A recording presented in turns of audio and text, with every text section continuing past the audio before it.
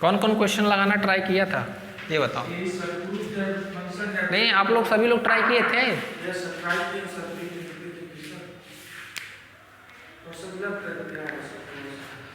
देख रहे हैं, देखिएगा ध्यान से। CR इक्वेशन, हाँ वो यही। देखिएगा ध्यान से, आप लोग को थोड़ा सा भी परेशानी नहीं होगी। हम कुछ छोड़ेंगे ही नहीं कि आप लोग एग्जाम में कुछ छूटे, सब पढ़ा देंगे, ठीक है। सब पढ़ा भी देंगे और जो चीज़ आप लोग से होने लगेगा वो हम आप लोग को दे देंगे होमवर्क में।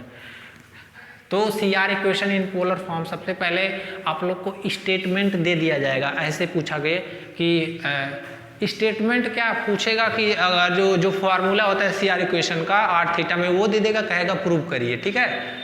या डायरेक्ट लिखेगा कि स्टेटमेंट और प्रूफ मांगेगा CR इक्वेशन का, ठीक है। कि पहले स्टेटमेंट उसका दीजिए, फिर उसके बाद प्रूफ करिए, ठीक है। स्टेटमेंट हम लिख दे रहे हैं, फिर हम प्रूफ भी करा दे रहे हैं, बहुत आसान है।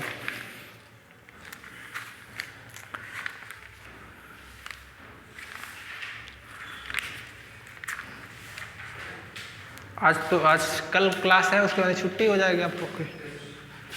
थ्योरम देखिए, हाँ कल पढ़ा के उसके बाद में आप लोग इफ, देखिए ध्यान से, if FZ equal to U plus iota V,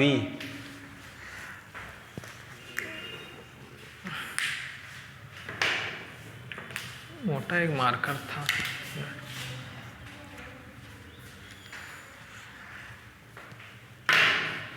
FZ equal to U plus iota V is an analytic. बहुत ही इजी है। आप लोग को ये जो प्रूफ हम कराएंगे ना, खाली आप लोग को function FZ equal to RE पे पावर I थीटा पता रहे तो प्रूफ कर लेंगे अपने आप, ठीक है। लिख दे रहे हैं। और देखिएगा ध्यान से, प्रूफ अगर जो याद भी नहीं हो रहा है तो उसकी परेशानी नहीं। आप लोग 1 मिनट में लगे, 1 मिनट नहीं 30 सेकंड लगेगा प्रूफ करने में। आप लोग अगर जो भूल भी गया है इसका फॉर्मूला, जैसे उसका कार्टेशियन फॉर्मूला क्या बताया था, UX equal to VY, UY equal to minus VX। Polar में थोड़ा कॉम्प्लिकेटेड है, तो मान लीजिए फार्मूला पोलर वाला नहीं याद है तो डायरेक्ट आप लोग को प्रूव करने का 60 तरीका बताएंगे। 1 मिनट में आप लोग प्रूव करके फार्मूला निकाल सकते हैं, ठीक है। सर हर एक चीज़ से बचने के लिए उपाय है यहाँ पे। In analytic function and FZ equal to U plus IV is an analytic function and Z equal to RE पे power I theta, Z equal to RE पे power theta, where UV R theta और R theta all या R all real लिख दीजिएगा, R all real, ठीक है। Then the Cauchy Riemann equation are, then the Cauchy Riemann equation are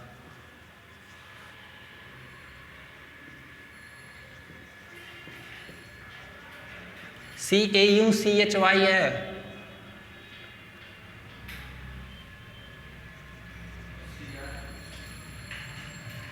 हाँ, तुम जानबूझ के CR बोलोगे, हमें पता है। Then the Cauchy Riemann equation are, देखो बाबू क्या है, del U by del R। देखो ना, R 2 तरह बन जा रहा है, क्यों? कुछ पता ही नहीं चल रहा कि कौन डेल है कौन R है। Del U by del R, अब समझ में आ रहा ना अंतर? Equal to 1 by R del V by del theta. पहला ये है, फिर दूसरा कह रहा है कि del U by del theta equal to minus R del V by, ये R है, ठीक है, डेल R, ठीक है। देखिएगा ध्यान से, कह रहा है FZ equal to U plus iota V कोई एक एनालिटिक फंक्शन है, ठीक है। कोई दिक्कत यहाँ से? तो हम लोग को क्या फाइंड करना है कि ये इक्वेशन प्रूव करना है, ठीक है। प्रूफ बहुत ही इजी है, अभी देखिएगा आप लोग। Let F Z equal to U plus iota V be an analytic function.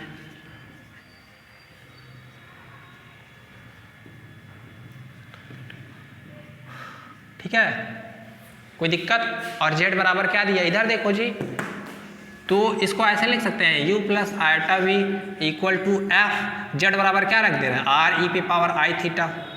देखो जेड बराबर दिया आर ई पे पावर आई थीटा, तो जहाँ यहाँ एफ जेड था ना इसको पहले लिख दिए u plus iota V F R E पे पावर आई थीटा लिख दिए, कोई दिक्कत? अब देखो ये इक्वेशन फर्स्ट, क्या करो इक्वेशन फर्स्ट का आर के रिस्पेक्ट में डिफ्रेंशिएशन करो। किसके रिस्पेक्ट में? आर के। तो क्या होगा जी, del you by del r plus iota del we by del r. अब देखो ये एफ, तो ये क्या होगा एफ डैश, कोई दिक्कत? अब देखो अब अंदर वाले का भी करोगे प्लस डॉट में,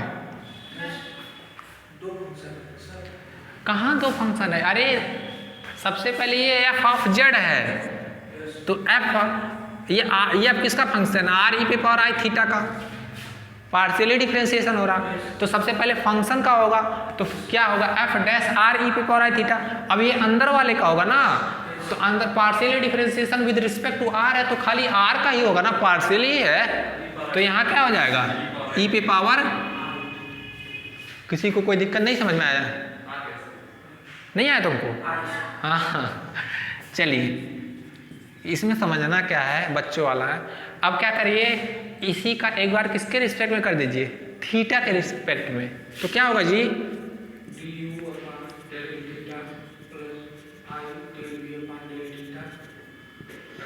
एफ डैश आर ई पे पावर आई थीटा। अब इसका जो अंदर वाला है उसको थीटा के रिस्पेक्ट में करना है, तो आर तो कांस्टेंट है बाहर हो जाएगा, ई पे पावर आई थीटा, फिर आई थीटा का करेंगे तो आई बाहर होगा। आया समझ में? कोई दिक्कत? इसको ऐसे लिख सकते हैं क्या, del you by del theta plus I del we by del theta. I R पहले लिख दे रहे हैं, ठीक है, इसको आई आर को पहले लिख दे रहे हैं यहाँ पे, ठीक है, कोई दिक्कत? ये क्वांटिटी सेम है ना, क्या लिखेंगे, from second and third we get del you by del theta plus iota del we by del theta I r, और इसकी वैल्यू क्या है जी, del you by del r plus I del we by. किसी को कोई problem? Del you by del theta plus iota del we by del theta I r, तो iota r del you by del r, i square तो क्या होगा minus R del we by del R. लिखो यहाँ तक, उसके बाद compare कर देंगे रियल, बस आ गया, बस आसान था ना, कुछ करना है 1 मिनट में आप लोग कर लेंगे, नहीं कर लेंगे?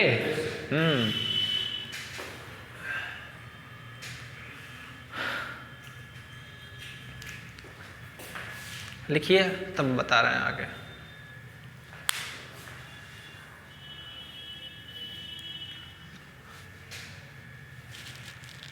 आज एक लोग और घर चले गए लग रहा है, आप लोग नहीं गए?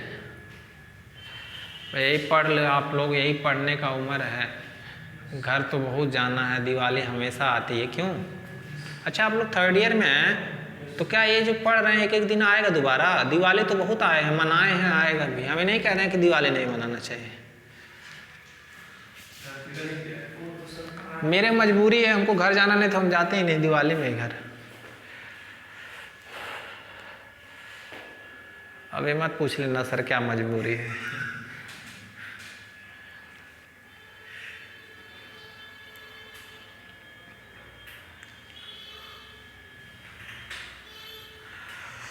इसके बाद में आप लोग को बहुत ही इम्पोर्टेंट क्वेश्चन है, कराते रहें। वो क्वेश्चन तो हुआ नहीं था, उसको कराना पड़ेगा क्या जी? चलो कराते हैं।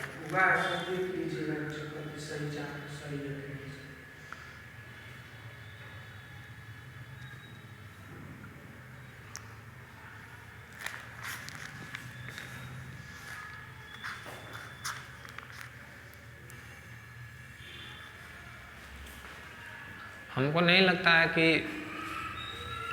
ऐसा कोई भी टॉपिक जो आप लोग को समझ में ना आए, सारी चीज़ें समझ में आए, बहुत अच्छी बात है।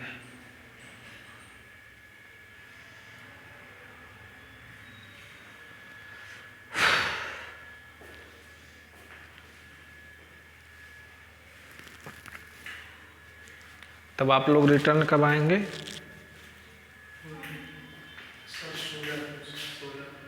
16 को, जब मैं बुलाएंगे तब आ जाएंगे। 17 को शायद खुले, पता नहीं। 16 को तो भाई दूज है।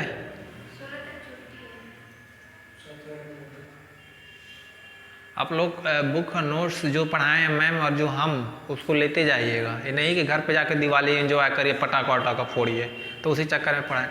दिवाली के दिन और पढ़ना चाहते हैं इंसान, लोगों को और पढ़ना चाहिए। उससे क्या होता है कि दिवाली में पढ़ेंगे तो आप लोग की आदत प्रैक्टिस बन जाएगी पढ़ने की, ठीक है। हाँ, इसीलिए जितने वो होते हैं, पता नहीं क्या वो जगाते उगाते हैं, पता नहीं क्या दिवाली वाले में मंत्र वंत्र अक्सर करके, क्यों? हाँ, पता नहीं, जलाते नहीं, जगाते उगाते हैं, पता नहीं क्या होता है मंत्र वंत्र कोई। उनको जादू पड़ गया था क्या सभी जगह। आप लोग भी दिया हुआ जला के पढ़ाई करिएगा। हम बस यही कहेंगे, 3rd ईयर है, आप लोग अच्छे बच्चे हैं तो मेहनत से पढ़िए। देखिए आप लोग आगे बढ़ेंगे, ये अभी कोचिंग की स्टार्टअप है, आप लोग अच्छे रिजल्ट देंगे, हम लोग अपने तरफ से बेस्ट देंगे, आप लोग अपनी तरफ से बेस्ट देंगे, तो इसी कोचिंग का तो नाम होगा, हम लोग का ही नाम होगा। ये आप लोग की बदौलत है।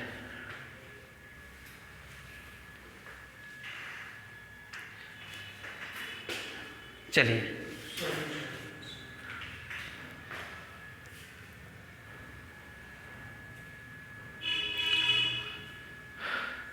कितना टाइम लग गया जी, तुम लोग को झूठिंग कह दिए थे का 1 मिनट में कर लोगे।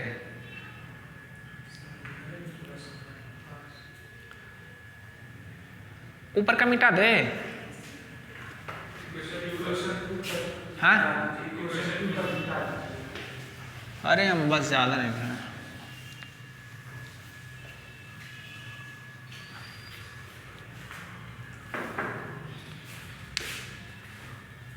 यहीं लिख दे रहे हैं, कंपेयरिंग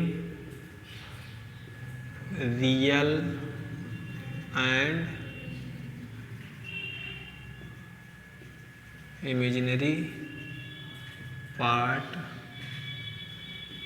वी गेट। ठीक है, क्या होगा जी? देखिए इधर का इमेजिनरी पार्ट ये है, इधर का इमेजिनरी पार्ट ये है, ठीक है, कोई दिक्कत? तो del you by del theta equal to minus R delta V by del are.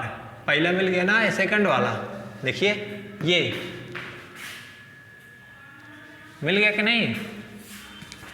ये आर है, ठीक है, del you by del theta equal to minus R del we by del R.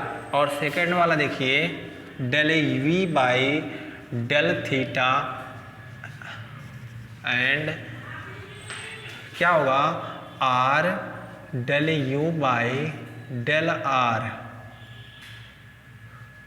मेरा डेल और आर एक ही तरह बन जा रहा है, क्यों? ये देखिए, आर को उस साइड भेजेंगे तो del you by del R की वैल्यू क्या निकल गई, 1 by R del we by del theta. बस प्रूफ हो गया सेकंड वाला।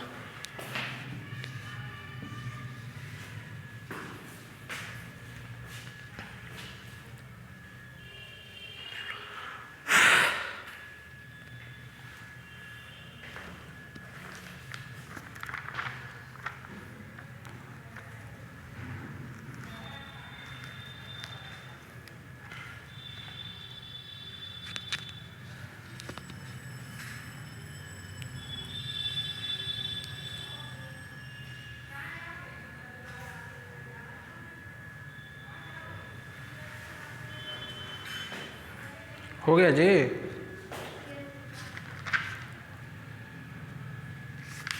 चलिए,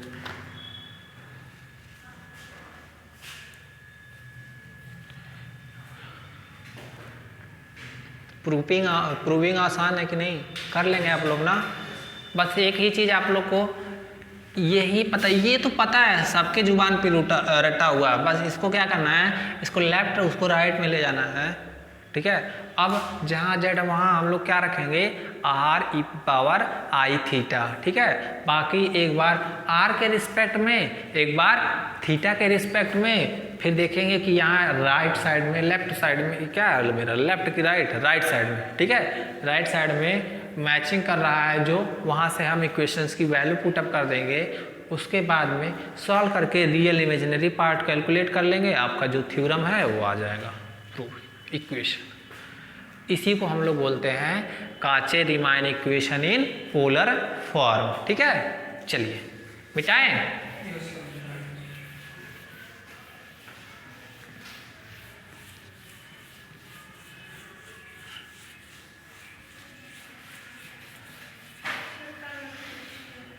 हाँ बता दे रहे हैं, कल वाला ही क्वेश्चन, कल वाला क्वेश्चन ही करा दे रहे हैं, अच्छे से करा दे रहे हैं। क्यों? क्योंकि वो पूछा गया है 3 बार, इस बार भी आएगा हमको लग रहा है, इस बार हो सके यही आए।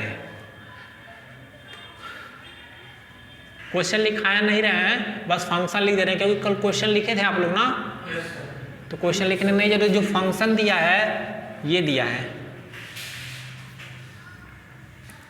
क्या दिया है, x cube 1 plus iota minus Y cube 1 minus iota upon x square plus Y square. ये कब है, जब जेड की वैल्यू 0 नहीं है, और ये 0 है कब, जब जेड की वैल्यू 0 है, ठीक है।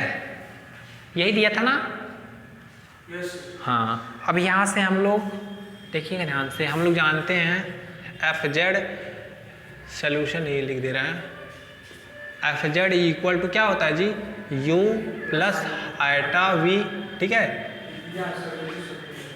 तो यहाँ से u की वैल्यू क्या निकला था, X cube minus Y cube upon x square plus Y square, and v की value X cube plus Y cube upon x square plus Y square. सबसे पहले कह रहा था ये फंक्शन दिखाइए कि कॉन्टिन्यूअस है, तो कॉन्टिन्यूअस है मतलब हर जगह कॉन्टिन्यूअस है, ठीक है। और कह रहा था कि ये फंक्शन CR इक्वेशन भी सेटिस्फाइड करता है, लेकिन ये एनालिटिक नहीं है, 0 पे रेगुलर नहीं है। तो सबसे पहले हम लोग का काम दिखाना है कि फंक्शन कॉन्टिन्यूअस है कि नहीं। हम बताए थे कि अगर जो कोई फंक्शन एफ जेड कॉन्टिन्यूअस कब होगा, इफ़ एंड ओनली, या तो यू वी दोनों कॉन्टिन्यूअस हो तो एफ जेड कॉन्टिन्यूअस होता है, एफ जेड कॉन्टिन्यूअस है तो यू वी अलग अलग कॉन्टिन्यूअस होंगे, ठीक है। तो हम यहाँ से ये दिखा देंगे कि यू वी कॉन्टिन्यूअस है, तो वहाँ से ये पता चल जाएगा कि एफ जेड भी कॉन्टिन्यूअस है। हम बताए थे कि u जो है वो रेशनल फंक्शन है, ये भी रेशनल फंक्शन है, ये ऊपर भी पॉलिनोमियल एक्स वाई का, नीचे भी पॉलिनोमियल, ऊपर भी पॉलिनोमियल नीचे भी पॉलिनोमियल, ठीक है। तो लिखिएगा कि देखिए u को कहाँ प्रॉब्लम है, 0 0 पे, v को भी कहाँ प्रॉब्लम है, 0 0 पे, बाकी हर जगह कॉन्टिन्यूअस है। कोई भी फंक्शन पी एक्स अपान जी एक्स रहे, ये पॉलिनोमियल, ठीक है। यहाँ 2 वेरिएबल में है, ये सिंगल वेरिएबल में बता रहा है, यही रूल 2 वेरिएबल में लागू करेगा। ये पॉलिनोमियल है, तो ये तो हर जगह कॉन्टिन्यूअस होगा। डिनोमिनेटर वाला जहाँ ये 0 होगा, जी एक्स कहाँ, जहाँ 0 होगा खाली उसी पे डिसकॉन्टिन्यूअस होगा, मतलब डिसकॉन्टिन्यूअस हो भी सकता है, नहीं भी हो सकता है, लेकिन उसको कहीं नहीं प्रॉब्लम होती है, जहाँ डिनोमिनेटर 0 होता है वहीं प्रॉब्लम होती है। That means X square plus Y square equal to 0। अब 2 पॉजिटिव नंबर का स्क्वायर 0, दैट मीन्स एक्स दोनों अलग अलग 0 होंगे, तो इसको कहाँ प्रॉब्लम हो रही है, खाली 0 0 पे, ठीक है। बाकी तो हर जगह कॉन्टिन्यूअस है। तो यहाँ से हम लिखेंगे, बोल दे रहा है, आप लोग लिख लीजिएगा, बुक में दिया भी था कि clearly from u and v continuous on every point accept, मतलब हमें नहीं कह रहे हैं कि 0 0 पे हम लोग को चेक करना पड़ेगा, 0 0 पे हम कॉन्टिन्यूअस कह नहीं सकते, ठीक है। तो कुछ करना नहीं, आप लोग डायरेक्ट कॉन्टिन्यूटी इसका चेक करेंगे कहाँ पे, 0 0 पे, क्योंकि ऑलरेडी वो क्वेश्चन में गिवन है कि हर जगह ये कॉन्टिन्यूअस होगा, ठीक है। तो चेक ऐसे लिखेगा, कॉन्टिन्यूटी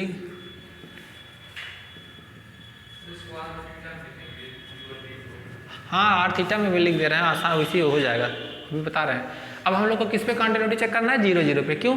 क्योंकि इसी फंक्शन को यहाँ पे प्रॉब्लम है और बाकी हर जगह तो कॉन्टिन्यूस है। अगर जो 0 0 पे कॉन्टिन्यूस हो जाएगा तो पूरे हर जगह कॉन्टिन्यूस हो जाएगा।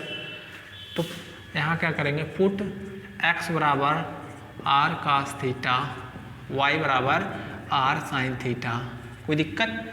तो जो u होगा वो क्या हो जाएगा, बताए थे आर स्क्वायर नीचे बचेगा, क्योंकि X square plus Y square equal to R square, और यहाँ से आर क्यूब बाहर करेंगे तो यहाँ आपका बचेगा R cos cube theta minus sine cube theta. कोई दिक्कत? v क्या होगा, R cos cube theta plus sine cube theta. ठीक है, कॉन्टिन्यूस दिखाने के लिए क्या निकालते हैं, लिमिट निकालते हैं उस पॉइंट का, और उस पर वैल्यू अगर जो सेम आती है तो फंक्शन क्या होता है, कॉन्टिन्यूस हो जाता है। ठीक है, देखिएगा ध्यान से, लिमिट देखिएगा, लिमिट अब यहाँ जहाँ एक्स वाई है वहाँ क्या होगा, आर इसलिए खाली ले रहे हैं। देखिए R tends to 0 theta tends, ठीक है, कोई दिक्कत? जैसे यहाँ एक्स वाई, अब यहाँ क्या होगा, आर थीटा। सिंपल सा है, थीटा की वैल्यू रखेंगे, ये 0, ये तो 1 होगा, ये 0, और ये क्या होगा 0, यहाँ 0 इंटू समथिंग कोई फिक्स नंबर है तो क्या हो जाएगा, ये 0 आ गया। ठीक है, और ऐसे limit R tends to 0 theta tends to 0, ये क्या होगा, v बराबर क्या होगा 0। ठीक है, कोई दिक्कत? दोनों का लिमिट 0 आ रहा है, अब वैल्यू आना चाहिए सेम 0 पे। अच्छा, ये दिया क्या, f0 इक्वल टू 0 दिया है, f0 इक्वल टू 0 दिया है ना। 0 को क्या लिख सकते हैं, 0 प्लस ऐसे लिख सकते हैं, 0 इंटू यू प्लस आयोटा, या सुनो मैं ऐसे रहने दो। अरे फंक्शन सीधी बात है, अगर जो 0 की वैल्यू 0 है, fz 0 है, इसका मतलब उसका रियल पार्ट भी 0 होगा, बिल्कुल होगा कि नहीं। अरे fz equal to U plus iota भी, ये क्या दिया 0, इसको लिख सकते हैं ना 0 प्लस 0 इंटू आयोटा, तो u क्या होगा 0 होगा।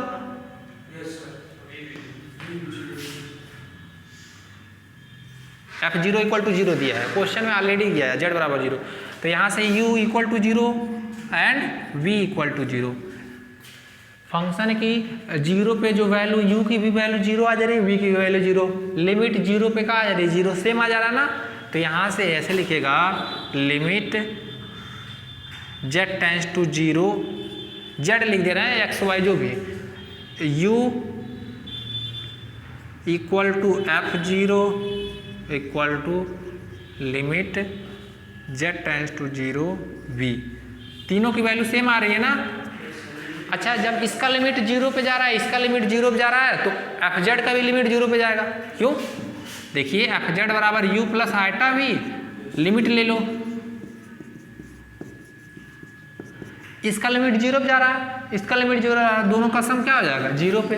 तो यहाँ से ये निकल गया ना कि limit z tends to 0 fz equal to 0, और ये क्या है, तो फंक्शन 0 0 पे भी कंटिन्यूस हो गया ना, और सब जगह कंटिन्यूस है, कहाँ 0 0 पे हो गया, तो फंक्शन क्या होगा, पूरा होल पे कंटिन्यूस होगा, कंटिन्यूस एवरीवेयर लिख लो।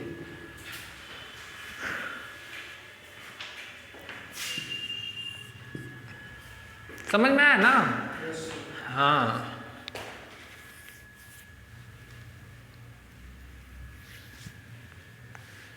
किसी कोई दिक्कत तो पूछ लेगा अभी। ये क्वेश्चन आप लोग एक बार और प्रैक्टिस कर लीजिएगा, क्योंकि बहुत ही इंपॉर्टेंट है।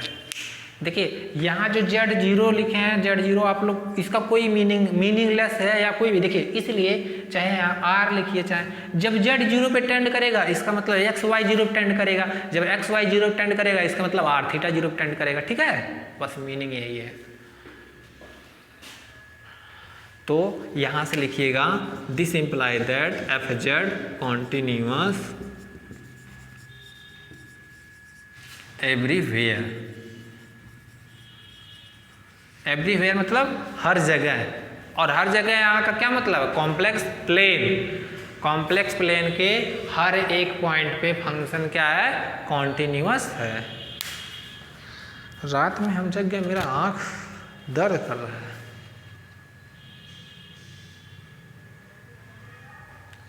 आप लोग कितने बजे तक जग के पढ़ते हैं? हम तो सर कल 8 बजे सो गए। हाँ, कल 8 बजे सो। 8 बजे कौन सोता है?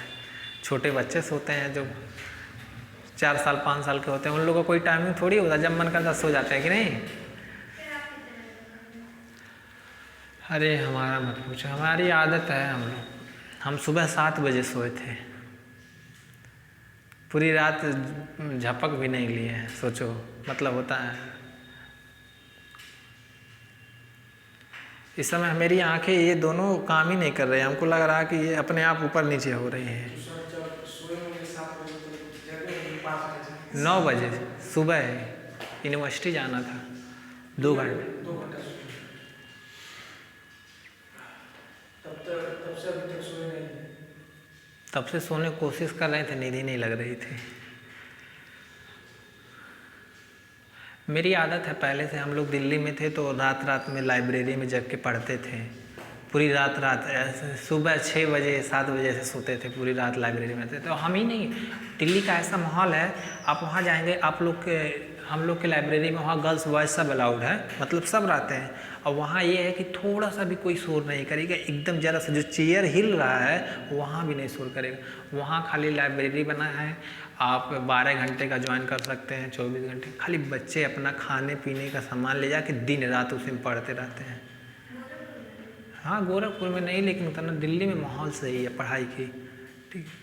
तो बहुत ही ज़्यादा मतलब लड़के बॉयज़ गर्ल्स सब लोग पढ़ते हैं। हम जहाँ रहते थे तो देखते थे कि हम तो जाते थे थोड़ा लेट से, क्योंकि मेरी कोचिंग रहती थी, और हम थोड़ा लेजीपन मतलब इतना ज़्यादा पढ़ा देते थे कि हम लोग थोड़ा थके हो जाते थे, लेजी फील, तो इसलिए थोड़ा बहुत लेट से आते। लेकिन उसमें ऑलरेडी गर्ल्स बॉयज़ सब लोग इतने पढ़ते थे, पूरी रात तक पढ़ते थे, मुंह धुल आके पढ़ते थे। और वहाँ रात भर मिलता था, रात में आपको 12-1 बजे तक चाय मिलेगा, हर एक चीज़ मिलेगा। फिर सुबह से ही तुम वहाँ पोहा वोहा सब मिलने लगता है, तो सब अपना खा पी के खाते हैं और रात भर पढ़ते हैं। देखिए, जुनून और जज्बा, यही एज है उम्र पढ़ने की, ठीक है। आप लोग को पता नहीं होगा कितने बच्चे ऐसे बीएससी कर कर के गवर्नमेंट जॉब ले रहे हैं। आप लोग जैसे बीएससी 3rd ईयर में है, कितने बच्चे पढ़ के बीएससी 3rd ईयर भी कर रहे हैं, उसके साथ गवर्नमेंट जॉब ले लिए। मेरा स्टूडेंट खुद मैं पिछली बार पढ़ाया था 1st ईयर में, वो बीएससी 1st ईयर में था, इसमें गवर्नमेंट जॉब ले लिया, नेवी में काम कर रहा है। और एक स्टूडेंट है, लड़की है, यूनिवर्सिटी में पढ़ती थी, सेजल सिंह नाम है, वो उसका भी जॉब लग जाएगा, वो भी निकाल ली है। तो यही चीज़ है कि आप, यही उम्र है मेहनत करने का, अगर जो अब नहीं तो कब नहीं। तो आप लोग थोड़ा, बस हम आप लोग सोचते हैं कि कहीं भी कोई भी हो, कंपटीशन इतना ज़्यादा बढ़ गया ना, आप लोग को कुछ हट के ही करना पड़ेगा, क्योंकि कोई भी कंपटीशन बीट करने के लिए क्या होना है, सबको एक तरह सोच नहीं रखना है। जो इंसान अपना अलग स्ट्रेटजी, अलग सोच बना के पढ़ता है, एकदम यूनिक हटके रहता है, वही सेलेक्ट होता है। हो गया?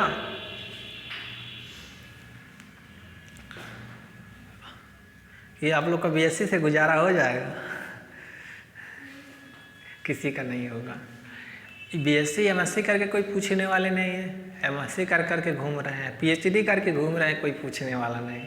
सबसे बढ़िया नॉलेज, टैलेंट। अगर जो आप बीएससी किए हैं, आपके अंदर टैलेंट है, नॉलेज है, तो आप मतलब हैं, आपका जलवा है। अब एमएससी कर लिए, पीएचडी, नॉलेज ही नहीं है तो हर जगह से आपको भगा दिया जाएगा। तो क्वालिटी मतलब पढ़ाई साथ नॉलेज, ये हो गया। चलो, अब हम लोग क्या लिखेंगे, क्या प्रूव करेंगे? CR equation. यही कंटिन्यूटी नहीं हो रहा था क्या? सीआर इक्वेशन भी नहीं हुआ था आप लोग से? अरे जी, हो जाना चाहिए। किसका, एक बार बता भी दे रहे हैं। चलो, del you by del x, formula बताए थे डायरेक्ट। क्या लिखेंगे? Limit x tends to 0 u x0 minus u00 upon क्या होगा जी x। अब देखिए जहाँ x है वहाँ x रहने दीजिए, जहाँ y है वहाँ 0 रखेंगे ना, तो u x का हमारा 0 की वैल्यू देखिए 0 0 x बचेगा ना, और u00 की वैल्यू 0 है। क्यों? क्योंकि f0 की वैल्यू 0 है, तो वहाँ से रियल पार्ट 0, इमेजिनरी पार्ट 0। ये लिमिट रहेगा x टेंस टू 0, ये क्या होगा x, तो x ये क्या आ जाएगा, किसी को कोई दिक्कत? Del u by del y limit यहाँ क्या लिखेंगे y tends to 0 u0 comma y minus u00, और ये क्या होगा जी y।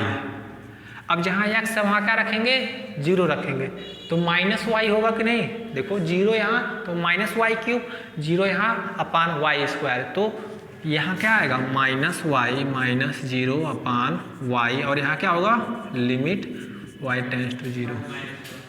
ठीक है, एक एक लाइन में cause del v by del x limit x tends to 0 v x comma 0 minus v00 upon x। ठीक है, सिमिलरली यहाँ क्या आएगा x माइनस आएगा ना, x माइनस 0 अपान, कोई दिक्कत नहीं होगा?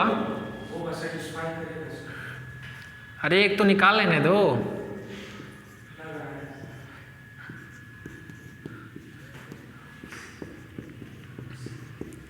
आप लोग ये जान लीजिए कि बहुत अच्छे एज में है, बहुत बुरे एज में भी है, हमें नहीं करे, यही है टाइम, अपना कुछ करके दिखाने का होता है।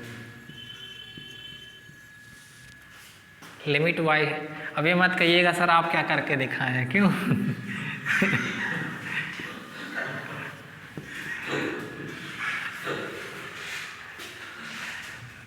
अभी जितने एज में अभी आप लोग को नहीं पता, मेरे साथ कहाँ सही है ना, मेरे साथ जितने PhD स्कॉलर्स हैं, मैम भी हैं, सब बहुत। मेरा तो इस समय प्रेजेंट में आ रहा है 36,000 पर मंथ का, मतलब जितने भी हैं हम लोग के स्कॉलर्स में। अभी मैं मैम से भी बहुत जूनियर हूँ, मेरा MSc 2018 का ही है। ठीक है, अभी बहुत जूनियर हूँ, तो इतने कम एज में जितने भी हूँ बहुत अच्छे जगह हूँ। हम अपने आप को खुद को मतलब उस काबिल बनाए हैं, उस काबिल मेहनत भी किए हैं कि इतने मतलब कम एज में PhD में भी सिलेक्शन हो गया, कहीं गैपिंग भी नहीं हुआ। हाई स्कूल इंटर, फिर BSc MSc, फिर उसके बाद में PhD में,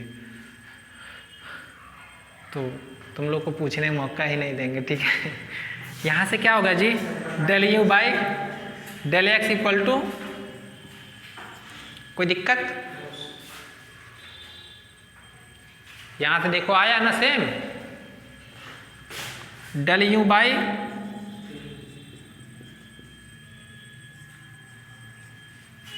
कोई दिक्कत? तो CR इक्वेशन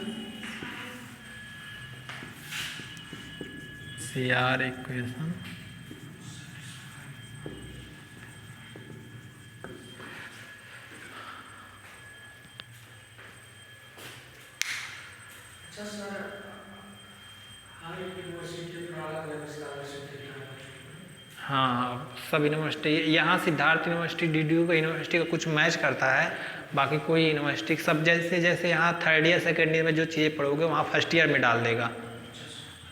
पैटर्न वही रहता है, सिलेबस तो मान को चलो वही, बस चेंज कर देते हैं, इधर का उधर कर देते हैं। और क्या होता है कि कहीं कहीं कोई यूनिवर्सिटी कुछ एक्स्ट्रा सब्जेक्ट चला लेती है। दिल्ली यूनिवर्सिटी में ऐसे ऐसे सब्जेक्ट पढ़ते हैं, और यहाँ लखनऊ में कि आप लोग कभी देखे ही नहीं होंगे। तो अपना यूनिवर्सिटी का रूल है वो, जैसे उत्तर प्रदेश का राज्य सरकार जैसे योगी हैं, कुछ भी करें भाई उनके अकॉर्डिंग, ऐसे यूनिवर्सिटी वाले भी कुछ कर सकते हैं, कुछ थोड़ी कोई बोल सकता है। भरते ही नहीं स्कॉलरशिप, क्यों? हाँ जी।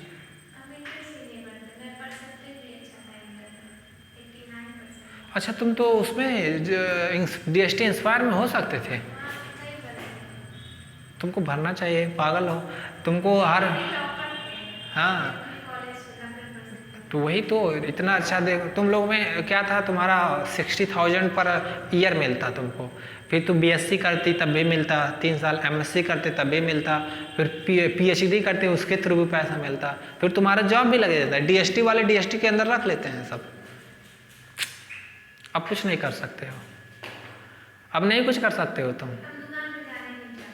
हाँ नहीं तो इतना लेजीपन ना रहो अपने चीज़ से लेके, कभी कोई फॉर्म निकलेगा कोई गवर्नमेंट का तो जाना ही पड़ेगा ना फॉर्म भरवाने, सब कुछ करवाने। ऐसा नहीं होना चाहिए। देखो इस समय जो बहुत वो जो सेजल सिंह नाम है 3rd ईयर के, वो भी थे स्टूडेंट पिछले तुम लोग, वो भी DST इंस्पायर के थे। एक मनीषा सिंह MSc में पढ़ाते हैं, वो भी मेरी स्टूडेंट है, वो भी DST इंस्पायर ले रही। बहुत सारे लड़के ले रहे हैं। हाँ नहीं तो 1 साल बाद कुछ नहीं, अगर जो होना रहता तो तुरंत होता है। ठीक है, तो आप लोग को ये गलती हुई कि आपको पता नहीं चला। ये हो गया। हम लोग को मिलता है स्कॉलरशिप नहीं रहता, हम लोग को फेलोशिप मिलता है।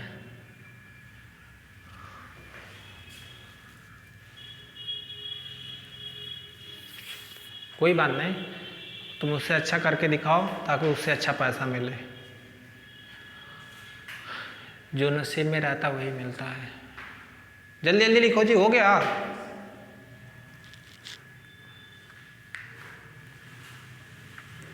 उसके लिए कभी लेके गिल्टी मत करिएगा आप लोग, या तुम भी फील मत करना कि नहीं हुआ है, ये सब छोड़ दो, जाने दो, जो हुआ हो गया। ये है कि आप लोग अपने आप को एक्टिव बनाइए। जैसे कोई भी फॉर्म आप लोग के कैटेगरी का है तो अभी से भरना ट्राई करिए, और खुद से ट्राई करिए, क्योंकि आगे चल के यही सब फेस करना पड़ेगा। तो क्यों ना अभी से करें भाई, अभी से फेस करे रहेंगे तो आदत सी रहेगी, नहीं तो फिर बाद में प्रॉब्लम्स होती हैं। हम लोग ये झूल चुके हैं ना, हम लोग ये सारी प्रॉब्लम फेस कर चुके हैं, तब बता रहे हैं, एक्सपीरियंस ऐसे नहीं। ये हो गया।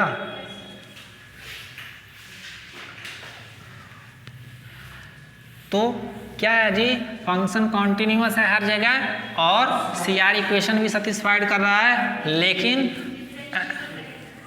एनालिटिक नहीं है, रेगुलर नहीं है। तो चलिए अब देखते हैं, f' 0 निकालेंगे, क्या होगा, limit z tends to fz minus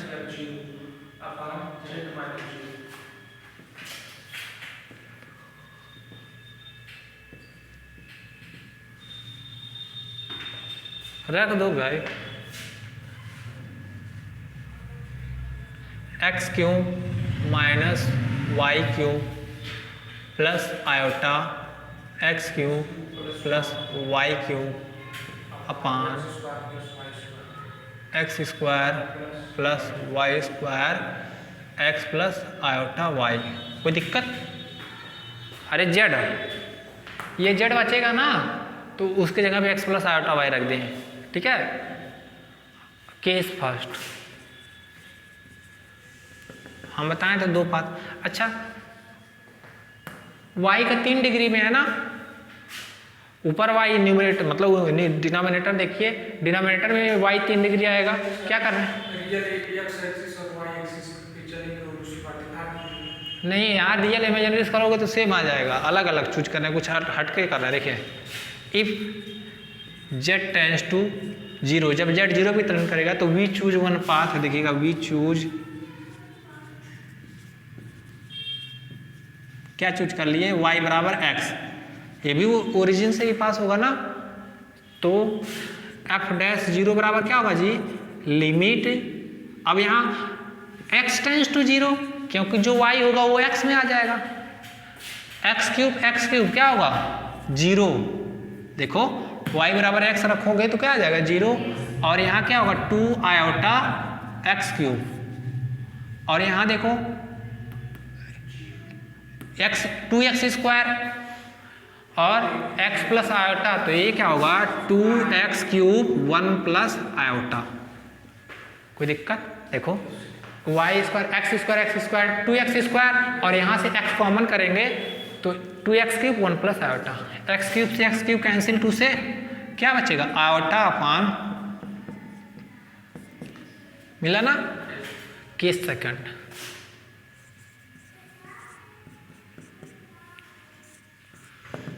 if z tends to 0 along x axis या along रियल एक्सिस, ठीक है, along रियल एक्सिस, तो रियल एक्सिस क्या होगा y बराबर 0, तो क्या होगा यहाँ लिमिट x टेंड्स टू 0, जहाँ जहाँ y या 0 रखेंगे तो क्या मिलेगा जी, x³ प्लस आयोटा x³ मिलेगा कि नहीं, x² इंटू x, देखो जहाँ जहाँ y वहाँ 0 रखेंगे, देखो x³ खत्म हो जाएगा, क्या बचेगा 1 प्लस आयोटा, बोला कि नहीं, x³ कॉमन करेंगे, यहाँ x³ खत्म, 1 प्लस आयोटा, जब y बराबर x लाइन की तरफ जा रहे हैं तो लिमिट क्या आ रहा है i अपान 1 प्लस आयोटा, जब अरे देखो 0 पे चलना है आपको ना, तो एक बार जब इससे जा रहे हैं, इस लाइन से जा रहे हैं तो क्या आ रहा है आयोटा अपान 1 प्लस आयोटा, और जब इससे चल रहे हैं तो क्या जा रहा है 1 प्लस आयोटा, दोनों सेम है क्या, डिफरेंट है ना, दोनों यूनिक नहीं है, तो limit does not exist, does this imply that fz is not differentiable, fz is not differentiable at z बराबर 0, this imply that fz is not regular at z बराबर 0, ठीक है, कोई दिक्कत, लिख लीजिए।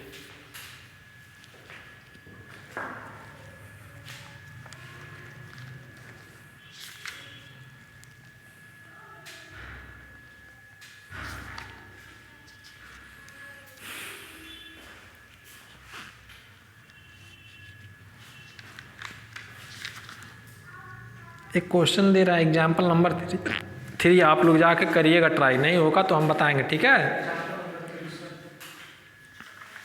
न्यू बुक है किसी के पास, सबके पास न्यू बुक है, हाँ तो लाओ न्यू बुक का देख बता दे रहे पेज नंबर क्वेश्चन, लाओ जी,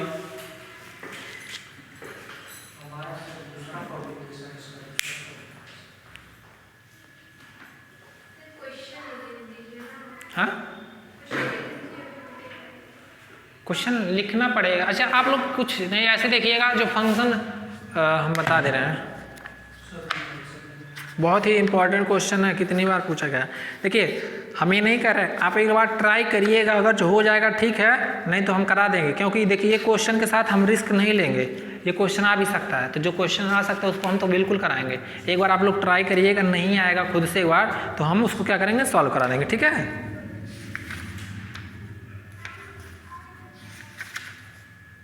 ये 2012-2014 में पूछा गया है, page number 18, page number 18, example number 3 है, 2012-14 में पूछा गया है, और भी पूछा गया होगा, ठीक है। फंक्शन दिया है, लिख दे रहे हैं fz इक्वल टू e पे पावर माइनस z पे पावर -4, ठीक है, यही दिया, हाँ लो, कह रहा कि ये फंक्शन बताइए, ये फंक्शन क्या है, काचे-रीमान इक्वेशन सेटिस्फाइड करता है, बट ये जो फंक्शन है एनालिटिक नहीं है, ठीक है, काचे-रीमान इक्वेशन सेटिस्फाइड कर रहा है, बट फंक्शन क्या है, एनालिटिक नहीं है, तो CR इक्वेशन सेटिस्फाइड करवा लीजिएगा, एक बार सॉल्व करिएगा, चेक करिएगा, नहीं होगा तो हम बताएंगे। फिर वही क्या एनालिटिक नहीं है, मतलब कहीं ना कहीं उस 0 पे डिफरेंशिएबल नहीं हुआ, बहुत ही आसान है, सब सिमिलर एक ही तरह है।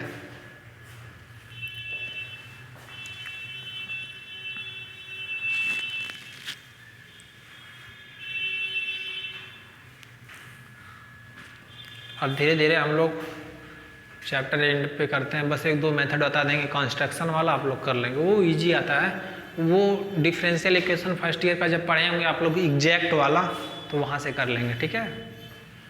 तो तुम 12th की टॉपर थे, यूनिवर्सिटी से हो? BSc कहाँ से? यूनिवर्सिटी से। तुमको हम देखे नहीं कभी यूनिवर्सिटी में इतना, हम बहुत क्लास लिए हैं BSc। हाँ,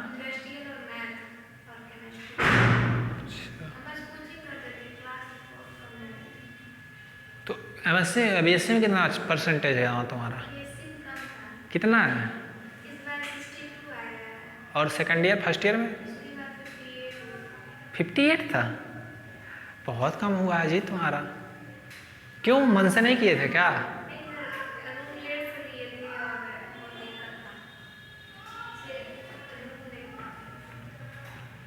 आप लोग अच्छे बच्चे हैं। तुम लोग का अच्छा नंबर आया है?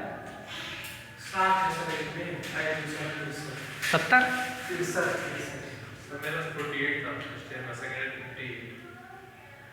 अच्छा है, चलिए। BSc में कहाँ नंबर उठता है जी?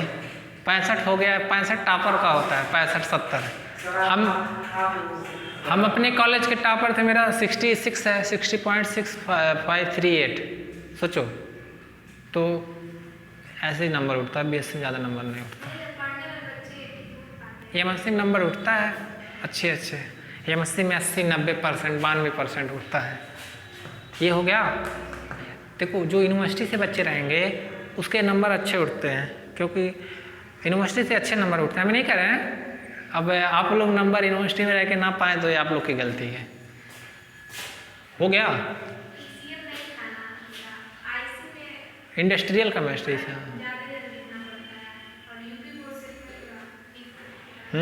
स्टार्टिंग में प्रॉब्लम होती है स्टार्टअप में। यूपी बोर्ड वालों को अक्सर BSc के साथ जब आते हैं तो वहाँ थोड़ा प्रॉब्लम क्रिएट होते हैं।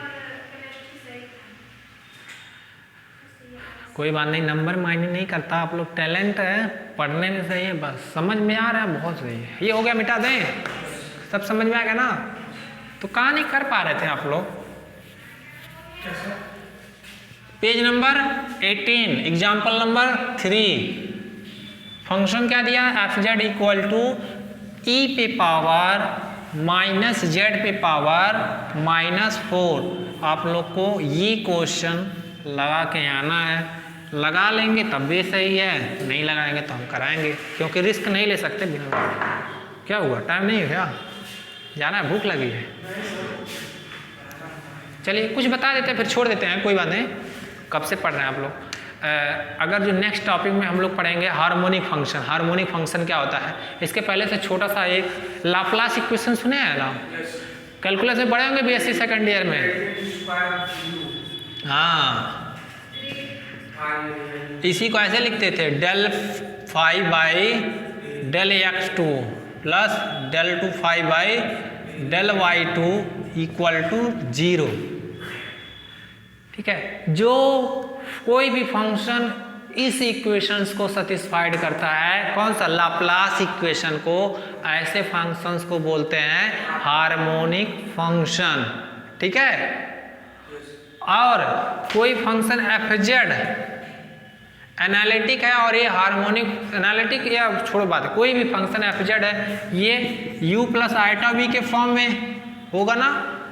तो अगर जो फंक्शन एनालिटिक है तो ये इंप्लाई करता है कि u v दोनों क्या होंगे? हार्मोनिक होंगे। अगर जो फंक्शन एनालिटिक है तो दैट मीन्स आपका del u by del x2 del u by del y2 की वैल्यू क्या आएगी? 0।